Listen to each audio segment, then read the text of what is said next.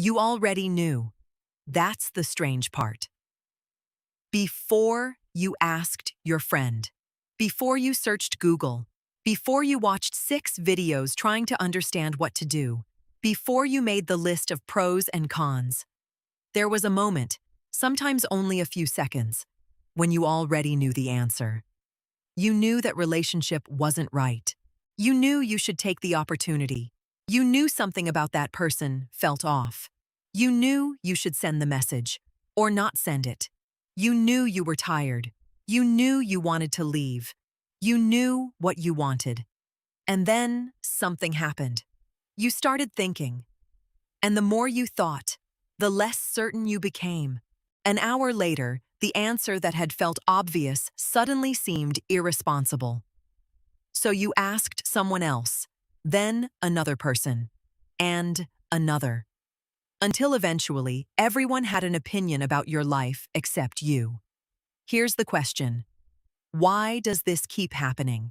Why can you be surprisingly accurate about other people, but become completely confused when the decision is yours? Because your problem may not be that you lack intuition.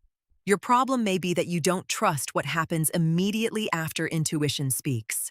And those are two very different things. Think about the last decision you struggled with, not a tiny decision. Something that mattered.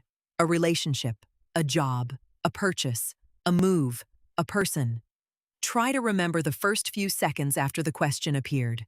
Before the analysis, before the fear, before you started imagining everything that could go wrong.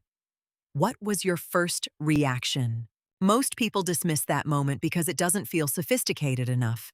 There was no spreadsheet, no evidence folder, no 20-minute internal debate. Just a feeling. Yes. No. Go. Stay. Something isn't right. Do it. And then your mind arrived with a suitcase full of objections. But what if? Maybe I'm overreacting. What will they think? What if I regret it? What if I'm wrong? And suddenly the original signal gets buried underneath 50 hypothetical futures. That's where the real problem begins. Because doubt is very good at disguising itself as intelligence. You tell yourself you're being responsible. You're considering every possibility. You're gathering more information. You're making sure. But sometimes you're not gathering information anymore. You're looking for permission. And there's a huge difference. Information helps you make a decision. Permission postpones one. You've probably experienced this with friends. You ask someone, "What do you think I should do?" They give you an answer.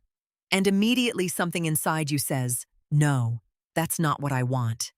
Notice what just happened. You supposedly didn't know the answer. Yet the moment someone gave you the wrong one, you recognized it instantly. That means part of you knew. You weren't really asking them to choose. You were asking them to confirm. And when they didn't confirm the answer you secretly wanted, suddenly you became very clear. This happens constantly, especially to people who learned early that being wrong had consequences. Maybe your decisions were questioned constantly. Maybe someone always knew better. Maybe you heard, "Are you sure? You're too sensitive. You're imagining things. Don't be ridiculous. Listen to me." And eventually, something subtle can happen. You don't stop knowing. You stop trusting the knowing. That's important. Because those are not the same thing. Your internal signal may still be working perfectly well, but you've built a second system above it whose job is to interrogate everything. So your life starts looking like this. You feel something, then you question it. Then you seek confirmation. Then you receive conflicting advice. Then you become anxious. Then you postpone the decision. Then circumstances decide for you. And finally, you look backward and say, "I knew it." How many times have you said that? I knew this was going to happen. I knew I shouldn't have trusted him. I knew I should have taken that opportunity. I knew something felt wrong. That's one of the most frustrating sentences in the human language because it means the information was there. You just didn't act on it. And this isn't only about bad relationships or dramatic life decisions. It happens in ordinary moments. You're exhausted. Your body tells you to stop. Your mind says, but I haven't done enough. Someone asks you for something you don't want to do. Your first reaction is no. Then you imagine disappointing them. So you say yes.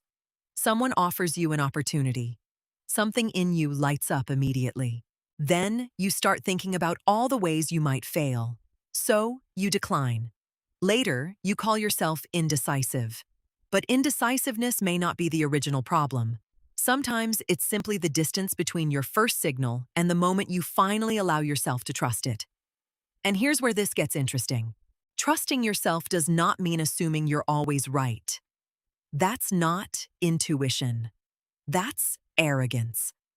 Your first impression can absolutely be wrong. Fear can masquerade as intuition. Past experiences can distort perception. Anxiety can create alarm where there is no danger. So the solution isn't always follow your gut. That's too simplistic. The real skill is learning to distinguish between the first signal and the noise that follows it. One useful clue is the emotional texture.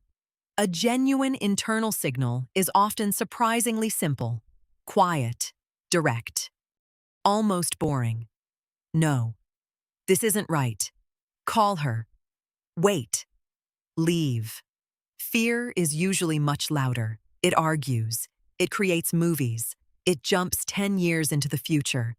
If you do this, everything could fall apart. What if nobody ever loves you again? What if you lose everything? What if everyone thinks you're stupid? Intuition often gives you one sentence. Fear gives you a documentary series. And then there is another voice. The voice of other people living inside your head. That's the one that says, what will mom think? What would my partner say? People like me don't do that. Someone more qualified should decide. Maybe I need more approval first. Sometimes you aren't confused about what you want. You're confused about whether you're allowed to want it. That's a completely different problem. And if you don't recognize the difference, you'll spend years trying to gain clarity about decisions that were already clear. So here's something practical. The next time you face a meaningful decision, don't immediately ask anyone.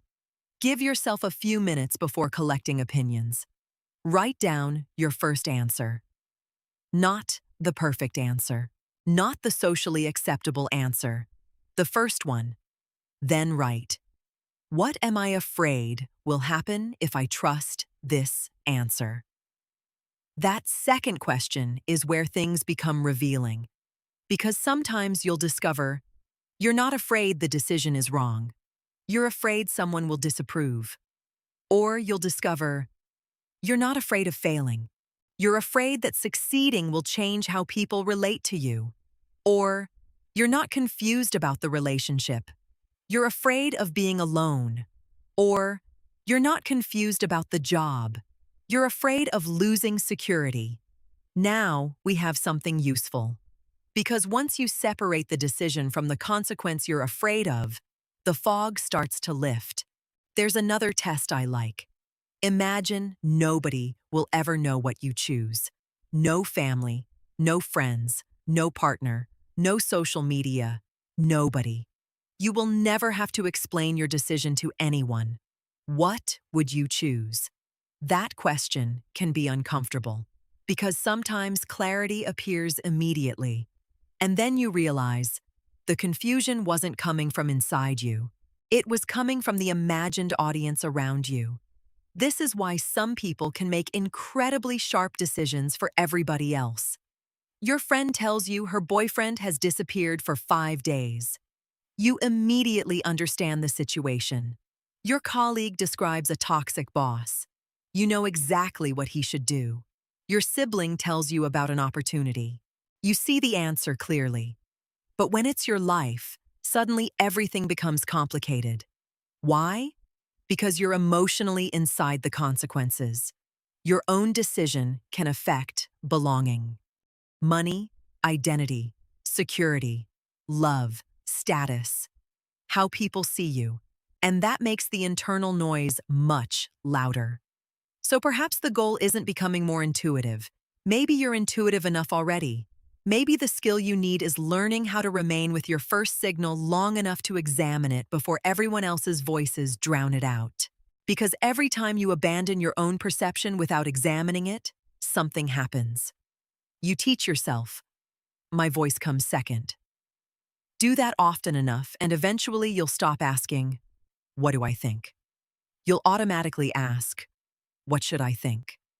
And that's a dangerous distance to create from yourself. But the opposite is also true.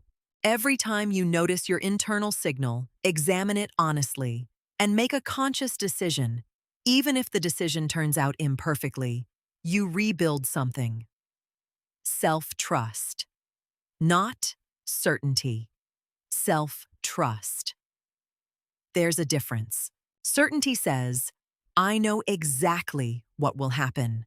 Self-trust says, I don't know exactly what will happen, but I trust myself to respond when it does. That's much stronger. Because life will never give you enough information to eliminate uncertainty. You can research for 6 months and still make the wrong decision. You can ask 10 experts and receive 10 different answers. At some point, every meaningful choice contains a moment where the information ends and you begin. And that moment reveals something important. Not whether you're fearless, not whether you're always correct, but whether your own voice gets a vote in your own life. So the next time you hear yourself saying, I don't know what to do, stop for a moment. Maybe that's true, but ask one more question. What did I know before I became afraid? The answer may surprise you, because sometimes the voice you've been searching for isn't missing.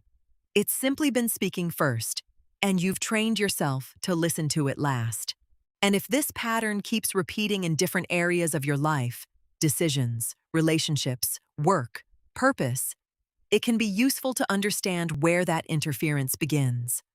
That's exactly the kind of pattern I look for in a personal map. Not predicting your future, but identifying what keeps interrupting what you already know. If you want to explore your own pattern, you'll find the personal map linked below. But whether you do that or not, remember this. Before asking everyone else what they think, give your own answer a chance to exist.